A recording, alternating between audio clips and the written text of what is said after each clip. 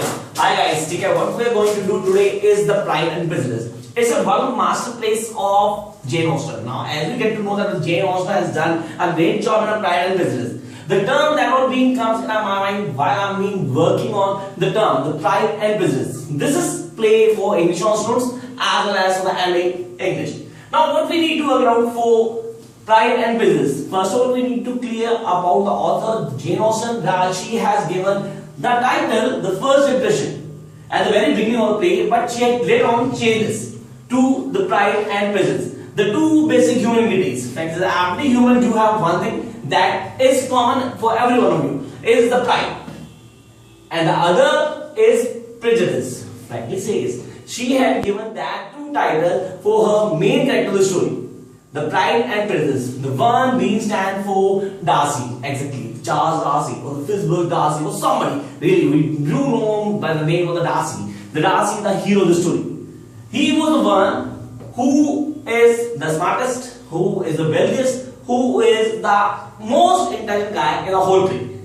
We can work it out. The Darcy is something that every woman's dream. Really, from beginning till the end of the play, he was the real hero. And then there is a second girl that was really very important, the Elizabeth. Really, the second in Bennet's beautiful. Yeah, not most beautiful, but beautiful. Then the most intelligent girl of Bennet's. Then we get to know about the Pride and Prejudice. It's not about only two people. It's all about the families. The family that consists of that begins. First year I will get to know the Act 1, Scene 1. We will get to know about the Bennets. Bennets, exactly the family of Bennets. Really, it was being headed by Mr. and Mrs. Bennet. Mr. Bennet, a mature age guy who was good for nothing. I must tell you, a mature age guy who was good for nothing, having no control of his family, as well as having no control of his awful wife. I must tell you about Mrs. Bennet. She is an awful lady. She don't have any other work except the marriage of 5 daughters. The 5 daughters, I must remember to you, this is the 5 daughters: Jane, Elizabeth, Mary, Catherine, and Lydia. Lydia, you need to work out this one. This is something very important that we can't ignore her. She is bigger than her age. She is the bomb, exactly the bomb, the explosive that can be big anytime.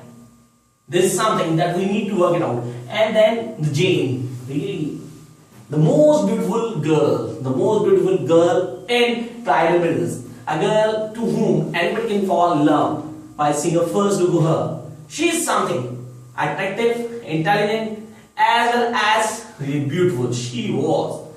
And then the Elizabeth, Mary and Catherine. Really, we don't have much role of Mary and Catherine in a whole play. They don't have a really role to play in a whole story. But we get to know about the Darcys. Now, the first we get to know the Bennets. And then there was a one scene that we get to know that there was someone new came in that area, and that was Bingley's. And then Bingley's really being consists Mr. Bingley, exactly, the Charles Bingley, who fall in love with Jane, the first daughter of Bennet's. And she too fall in love with Mr. Bingley. But the circumstances and really the play develops with lots of difficulties and the circumstances that makes them apart. The reason we'll get to know why we're going for that in details. Then Mr. Bingley has 2 sisters. One is married and the other was really not married. She was unmarried, and he was willing that Darcy should marry to his sister. As they both are good friends, really he can marry his sister. Then we do have 2 sisters, married and unmarried. Then we'll come to Darcy. So Darcy, really the whole story revolves around Miss Darcy. Not the whole story was on Mr. Darcy. The first actor I am going to tell you very soon. Then Mr. Darcy. Here, Mr. Fitzwilliam Darcy, the hero of the story. He was the one that who can things good for everyone. He was the one who make everything normal. He was the one who try and pursue people to do good. And then says, now Miss Darcy, Georgina Darcy, the only sister of Miss Darcy. The only sister of Mr. Darcy. And then say we move on to Lady Catherine. An influential lady. A lady who's having a really big hand over the characters, or the major characters of the play. Mr. Darcy, yeah, Bingley, then the Edith Collins, and then the other people. She was having a daughter and she wanted that her daughter to be get married to Mr. Darcy. And then says we have Mrs. and Mr. Gardiner. Mrs. and Mrs. Gardiner, really, they are the relatives of Bennets. Exactly, Mr. Gardiner, the brother of Miss Bennet. They are the good people. Exactly, they had a minor role in the play, but really they played a good role in the preceding of the play. Then we get to know Mr. Lucas, the Lucas family. Mr. Lucas and Mrs. Lucas and the Charlotte Lucas, who plays a really important role in a whole play. As she was the best friend of Elizabeth. Charlotte Lucas, she was the best friend of Elizabeth and she married the Edith Collins. Really, the Edith Collins, I must mention the Edith Collins. Why I am telling Edith Collins, you get to know as I go till the end. Then we have Mr. George Wickham. Smart, intelligent, an army man. Oh, I must say, the villain of the story. He was the one who really plays an important role in the beginning, not till then, not. He is the one without whom the Pride and Prejudice would not be possible.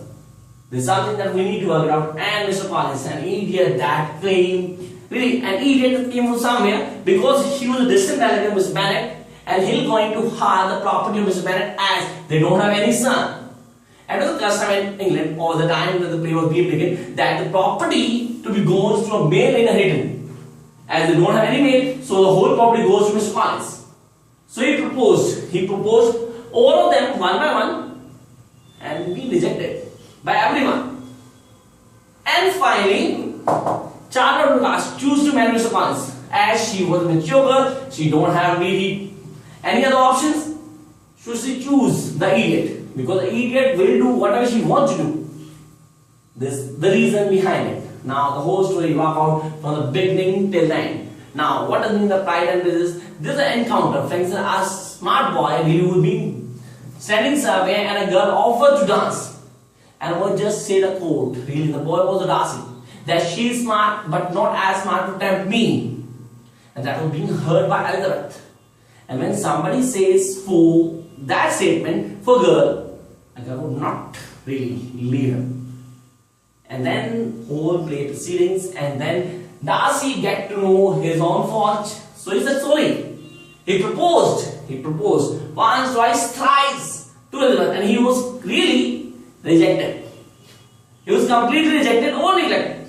And in the circumstances when they both really Jane and Bingley both were in love, exactly, but it was Darcy who said no to Bingley. No to Bingley to go on further in the relationship with Jane as a family, as the whole family is a disturbing one man. Mrs. Bennet was an awful lady and everybody knows that. So it's a good advice of friend to friend not to indulge. And that to make something bad or the prejudice in the mind of Elizabeth for Miss Darcy. And that is not good. And then we'll get to know that this is the introduction of the villain of the story, Wickham. A charming man who came in a uniform army, really attractive, the favorite of girls, really. And somehow in the beginning we get to know that Elizabeth get attracted towards Wickham. And then Wickham really said some ill taste about Miss Darcy. And she believes that was really the story. She believed. And then all the things being on, you need to work around your days. You must. Here we have the things that all not goes according to your wishes. Really, we'll get to know about the character of Lydia. She was a girl more than her age. She was a sex symbol of the story. She was something that wants to do lots of things in a small age. She get attracted to people, the guys especially. And then at the end of the story, we'll get to know that Lydia and Wickham both had run away. And it was Darcy who arranged them to get married. Because Wickham don't want to marry with Lydia. He was just interested in girls and money. Really, to marry with Lydia, Darcy had given lots of money, a bunch of packets, to Wickham to get married to Lydia. And that all being known to Elizabeth at the end by the guardian. I didn't mention the name of that person. Really, he was the state. Really, he was the guard of the states of Darcy. He had mentioned everything to Elizabeth and then the things comes to an end, where she recognized her faults, that whatever she was thinking of Darcy was not as good as it was. And then story comes to an end. This story really have lots of themes. The theme of love, the theme of marriages, the theme of trust, the theme of society. These are the themes that we need to work it out. When we get to know about the places, when we get to know the people, we'll get to know that how things are being done. The Pride and Prejudice really a masterpiece. For more, you need to concentrate on this. For really detailed work it out, you need to watch my videos, subscribe my channel, so that I'll be able to teach you whatever I can through video classes. Thank you. Bye. Done?